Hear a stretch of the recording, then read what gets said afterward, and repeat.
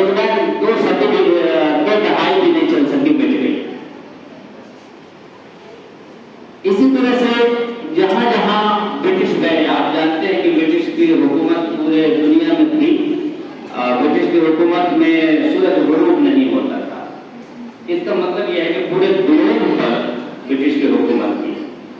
तो ब्रिटिश जहां भी गए उन्होंने भी अपनी जुबान से मिला के वहां की जुबान को मिला करके तैयार किया और बोलने का तरीका सीखा। लेकिन वो अपने साथ चली गई। अक्सर आपने फिल्मों में उसकी नकल देखा होगा, हिंदी और अंग्रेजी को मिला के जो बोलते हैं, इंडियन गॉड आप यू खाए, तो वो जुबान जो है आप सुने होंगे अक्सर फिल्म की मिस्टर इंडिया, उसमें वो क्या नाम है, अमरीश कहते हैं कि इंडियन गॉड मारता वो खाए। तो ये जुबान वही थी। इस जुबान को पिजिन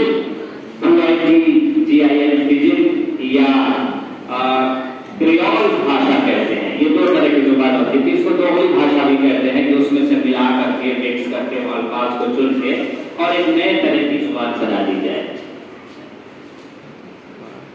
तो ये मैंने इसलिए बताया कि उर्दू का कोई ऐसा बैकग्राउंड नहीं है कि जिसमें ये कहा जाए कि उर्दू ने भी मुख्तलिफ जुबान के अल्फाज लिए और एक जुबान बन गई। ऐसा नहीं है। ऐसा क्यों नहीं है? क्योंकि किसी भी जुबान के लिए उसका सर्फ और उसका नाम, उसका ग्रामर होना जरूरी है। जब तक ग्रामर नहीं होगा जुबान दूसरे की मानी जाएगी। ग्रामर में हम दूसरी जुबान के अल्फाज इस्तेमाल कर सकते हैं। जैसे इंग्लिश है, आपको बहुत हैरत होगी कि 15वीं सदी तक इंग्लिश कोई जुबान नहीं थी, अब ग्रंथ थी, लोकल जुबान थी। ये हैरत की बात है कि नहीं, पूरी दुनिया में सबसे ज्यादा बोली जाने वाली जुबान है, लेकिन वो कोई लैंग्वेज नहीं थी, एस्टैब्लिश लैंग्वेज नहीं थी। उससे ज्यादा एस्टैब्लिश फ्रेंच थी।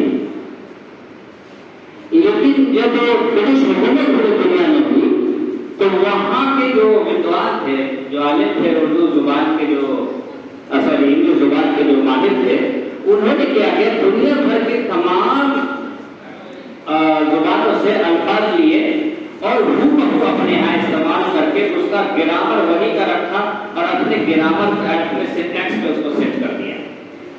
जिसकी वजह से आप देखते होंगे कि बहुत सारे वर्ड्स जो है उसका प्लूरल बनाने में तरीके बहुत हैं। तरीके बहुत का मतलब ही यही है कि जिस वर्ड से जो जुबान से लिया गया वही तरीका ग्रामर को ट्रांसलेट करने का या प्लूरल बनाने का बाकी रखा गया। यही पर उर्दू का कमाल है कि उर्दू ने जो भी ग्रामर अपना डेवलप किया, मैं उसका भी बात करूंगा, उस ग्रामर के साथ साथ उसने जो अल्फाज लिए दूसरे जुबान से उसको भी तोड़ा और उसको तोड़ के अपने मुताबिक बना दिया। यानी उर्दू में ये पूरी बात है कि वो दूसरी जुबान को अपनी जुबान बनाने में उसको कोई कराहियत और किसी तरह की परेशानी नहीं। मिसाल के तौर पर संस्कृत से जुड़ लिया, जुड़ बना लिया। तो इस पर मैं बात करूंगा तो थोड़ी सी फिर हिस्ट्री में चलते हैं कि उर्दू और हिंदी को थोड़ा जोड़ के देखते हैं कि हुआ क्या है। अक्सर इस पर ध्यान नहीं जाता है लोगों का, चूंकि उर्दू में बहुत रिसर्च होते हैं, मैं ये नहीं कह सकता कि कितना ध्यान गया है। अपने एरिया में लोगों का चूंकि मेयार जो है पढ़ने का एक सिलेबस पर बेस करता है, तो इन चीजों पर ध्यान नहीं गया है कि जब हिंदुस्तान की मकामी जुबान में आज से 5000 साल 4000 साल पहले मुकामी जुबान में संस्कृत की एंट्री होती है।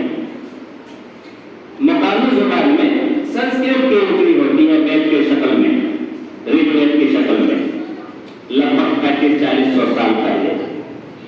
तो उस संस्कृत ने यहाँ की जो मुकामी जुबान थी उसको प्रभावित, उसको मुतासिर किया और उससे मिक्स करके ढेर सारी मुकामी लोकल जुबानों को जन्म दिया, ढेर सारी जुबान। इसलिए यहाँ 2 फैमिली ऑफ लैंग्वेज कहलाती है, द्रविड़ और संस्कृत। द्रविड़ साउथ इंडिया में जो तेलुगु, तमिल, कन्नड़, मलयालम, ये सब जितने द्रविड़ हैं, जिसको हम मजाक में अक्सर कहते थे कि एक चरंदी को गिलास में स्टील कर रखो और बजाओ तो वो तेलुगु बोली जाती है। मैंने आज कुछ दिन आंध्र प्रदेश में वो कुछ जो वर्दू, नालगु, ये सब बोलने